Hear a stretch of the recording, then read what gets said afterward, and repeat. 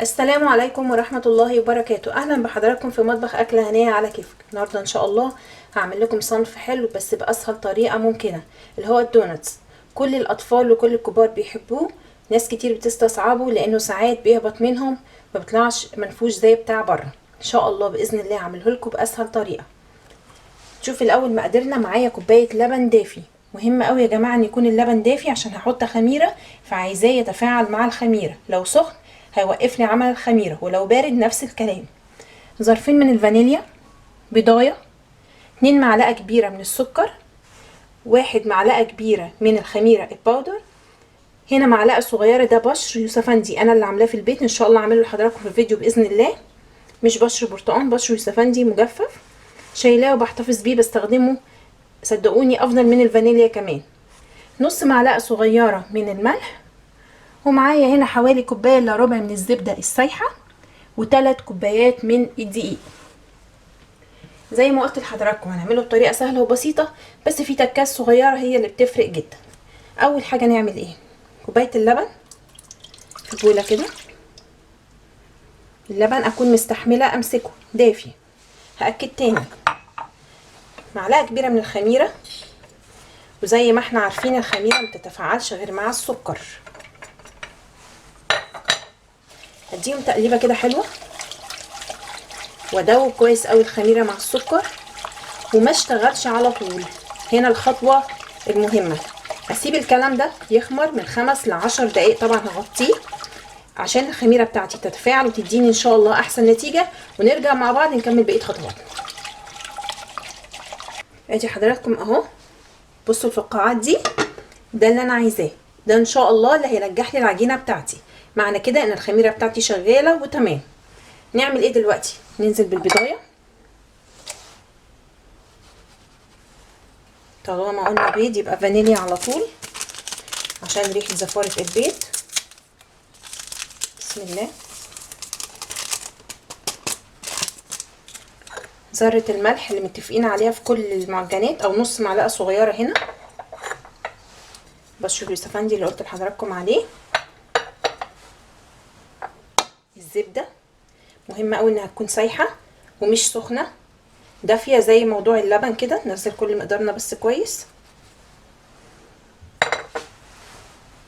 الويسك بقى، اقلب كل الكلام ده مع بعضه.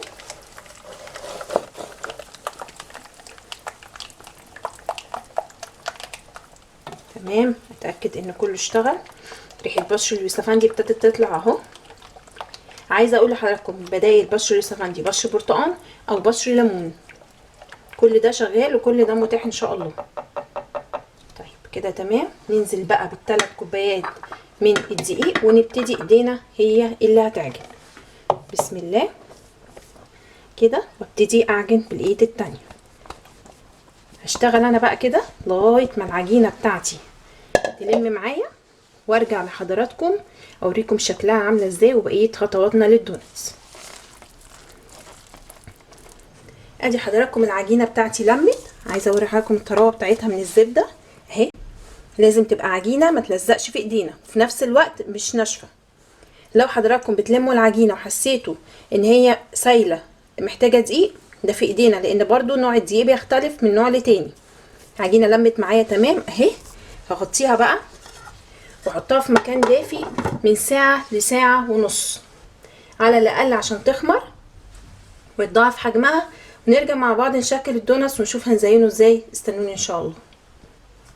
وادي حضراتكم العجينه اهي. بسم الله ما شاء الله، اتضاعف حجمها زي ما انتم شايفين، لان احنا عاملين عمليه التخمير بتاعتها مظبوطه من الاول. ريحتها جميله قوي قبل ما ابتدي اشتغل فيها اهو. نعمل ايه دلوقتي؟ على الرخامه رشه دقيق خفيفه جدا، وده المهم قوي ان رشه الدقيق بتاعتنا ما تبقاش كتير، عشان انا مش عايزه الدقيق يدخل في العجينه. هي ان شاء الله مش هتلزق لان هي فيها نسبه زبده كويسه. بس ده للاحتياط برضو عشان ما تغلبنيش. وابتدي اخد العجينه المها كده، بسم الله. بصوا الطراوه بتاعتها طريه وجميله جدا. اخد العجينه بتاعتي كلها وابتدي ان انا اعملها زي كوره كده كبيره، بسم الله ما شاء الله خمرانه جدا. وابتدي افرد العجينه بتاعتي الاول بايدي، وهوري لحضراتكم حالا ان شاء الله السمك على قد ما نقدر، على قد ما نقدر السمك يبقى كله واحد، ما تبقاش فيه حته عاليه وحته نازله من العجينه، عشان الدونت كله بتاعي يطلع مظبوط. النقط اللي باينه دي ده القشر المجفف بتاع اليوسفندي. وابتدي بالنشابه او بالمردانه اللي موجوده وافرد السمك. العجينه بتاعت الدونت ما بتبقاش رفيعه، ما بتبقاش رفيعه. نظبط بقى على قد ما نقدر، بسم الله. سويها كده بايدينا واحده واحده لغايه ما الاقي السمك بتاعي اللي انا عايزاه. مش عايزه الاطراف كمان كده. افرد من هنا،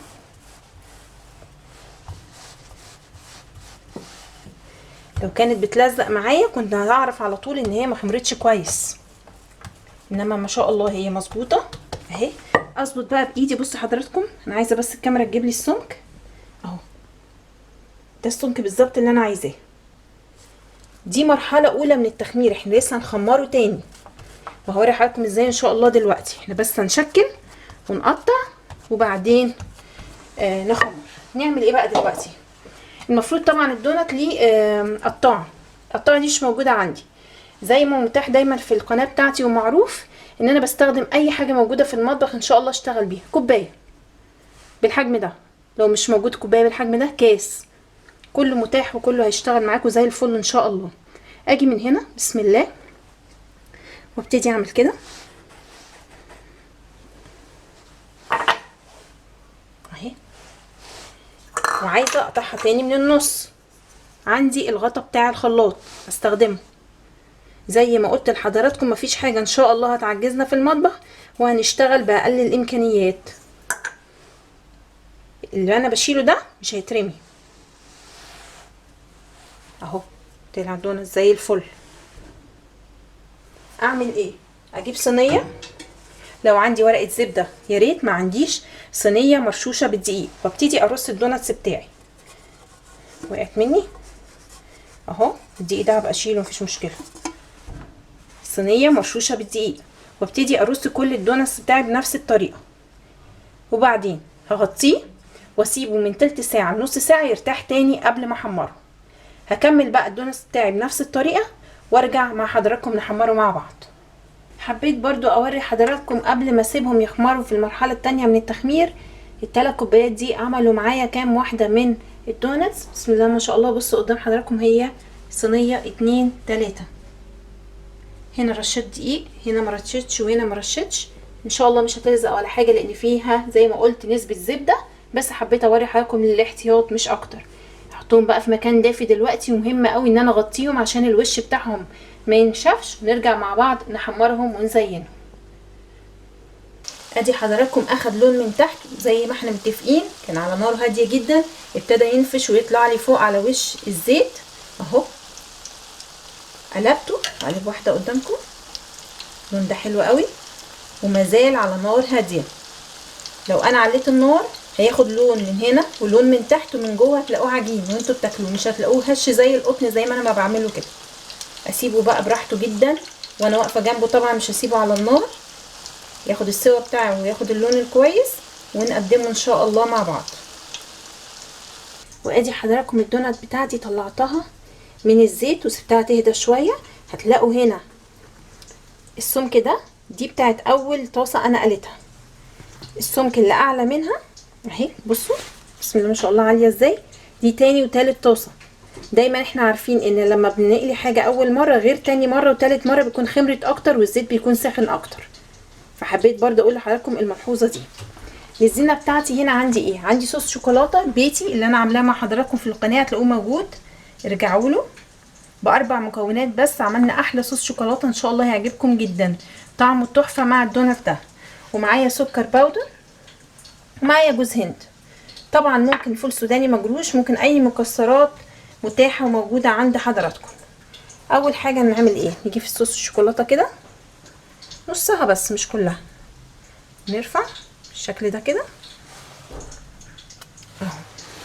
ممكن نسيبها ساده وممكن نحط لها شويه جوز هند بالشكل بس، رشه خفيفه كمان بدي شكل وطعم حلو برضو. هعمل واحده بقى بالسكر الباودر، اسهل حاجه بالمصفى اهي، وهكذا. هكمل انا بقى باقي الدونس بتاعي بنفس الطريقه اللي وريتها لحضراتكم، وارجع نقدمه مع بعض. وادي حضراتكم وحدات الدونات بتاعتي، زوقتها زي ما قلنا بصوص الشوكولاته البيتي بالسكر الباودر، وحطيت شويه من جزء الهند للشكل، ممكن فرماسيل، ممكن مكسرات زي ما قلنا المتاح والموجود. دي مش كل الكميه، الكميه بالظبط اللي طلعت معايا من 3 كوبايات دي 20 واحده من الدونات بالحجم اللي انا عاملاه ده. طبعا ممكن يبقى حجم اكبر زي ما حضراتكم تحبوا. يا رب وصفتي تكون عجبتكم وتجربوها لاولادكم، ان شاء الله تعجبكم. لو عجبتكم ما تنسونيش لايك وشير وسبسكرايب. شكرا لكم والسلام عليكم.